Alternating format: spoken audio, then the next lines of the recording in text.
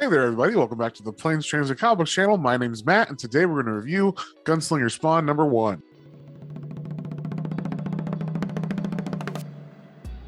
And before we get into that, if you guys wouldn't mind sharing, subscribing, really helps me out and lets me know what you guys want to see more of. So with that being said, let's get straight into this thing. All right, so as you can see, we got Gunslinger Spawn number 1. We see Todd McFarlane wrote the script for it and the plot for this main story. Brett Booth did the artwork for the main story. We start off literally right after, right after Spawn universe number 1, where Gunslinger Spawn has ridden away on a motorcycle and left Spawn to deal with his shit in other series. So Gunslinger Spawn has been riding across the country, and then his motorcycle dies, basically. I don't know how he drives a motorcycle without understanding how it works, because he's obviously from the 1800s or whatever. So he just somehow got on this motorcycle, was able to keep it going. But basically, he ran out of gas, and that's all that's wrong with it. There's nothing actually wrong with it, but he doesn't know what gas is because he's from the 1800s. And then we cut to this kid named Taylor who works at a convenience store. He is tasked with closing up that night, but after the boss leaves, some of his friends come in and say, hey, let's party. So he leaves early, basically. Because of that, he missed Gunslinger Spawn coming to this gas station and seeing somewhere to put his bike in the meantime, so he puts it in the shed. The kid Taylor gets dropped off by his friends after they have a party and everything, and he sees something glinting in the shed. So he goes over there and he finds Gunslinger Spawn motorcycle and Gunslinger Spawn. And Gunslinger Spawn isn't really messing around. He doesn't know exactly who this kid is or anything, but he kind of shoves a gun in his face and says, who are you? And the kid, we find out his name is Taylor Bartlett. And then once Gunslinger Spawn realizes he's not like a bad guy or whatever, he asks the kid, hey, do you know how to make this thing work? And he's talking about the motorcycle. And he says, yeah, you're just out of gas. So he shows him how to do that and fill up the gas tank and everything. We come to this meeting in this, I guess it's some kind of museum for dinosaurs and stuff. This seems like a very crowded dinosaur room.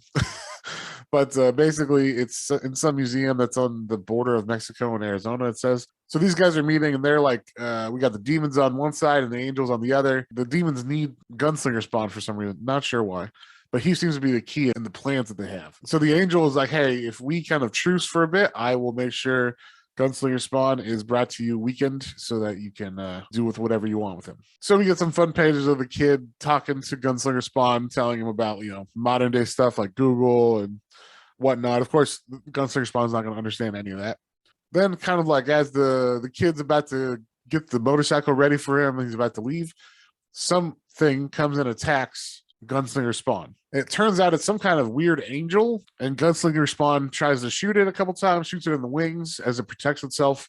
And then the angel gets so mad because basically it's like blasphemy if you hurt an angel's wings, because it's like something God made for them specifically. It kind of freaks out and like angrily rushes Spawn, which is what Gunslinger Spawn wanted. And it turns out he just wanted the guy to like rush him so he could aim at his head and shoot him in the head. Then we learn how you kill an angel. You got to shoot him in the forehead, but not just once. You got to do it a bunch of times. You got to shoot him with a rifle, and you got to shoot him with a regular handgun, and you got to have special bullets and all this stuff. So by the end of it, this guy he's gotten everything shot through him, some knives in his forehead. He's just tied to this telephone pole, and he's like, I think he won't come back now.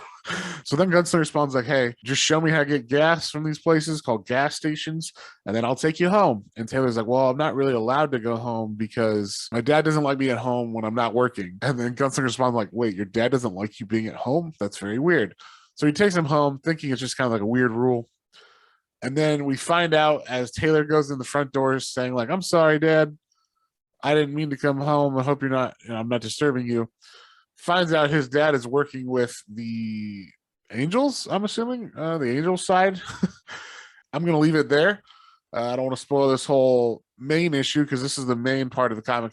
There's also like 3 or 4 other stories in the back, and I'll just briefly say they're really, really good. They're all about Gunslinger Spawn, and they all talk about kind of alluding to how he got his origin, some things they mention. I'll just say one of the comics is about him finding like he was a bounty hunter in the 1800s, and he was after a specific family one time, and their name was Bartlett, which I'm sure is going to tie into the kid's name being Bartlett. And then also they talk about what he was saying is you have to use special bullets.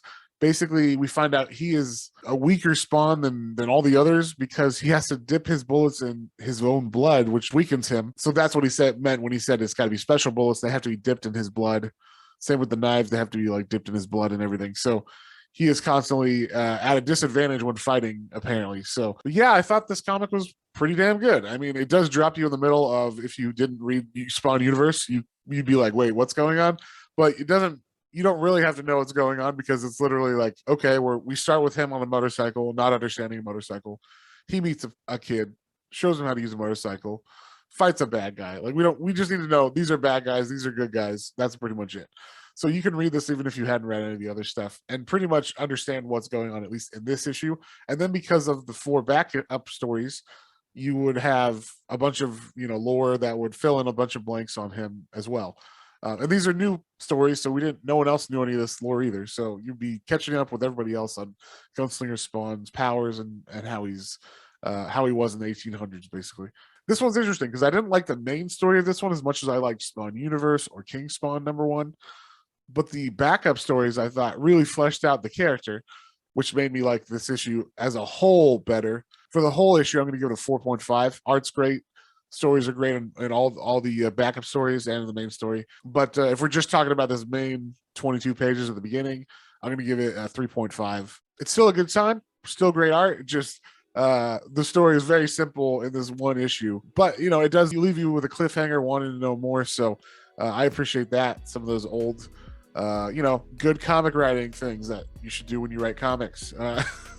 Leave you wanting more and still wanting to figure out who these characters are and what's going to happen. So, well, with that, we'll see you guys on the next one.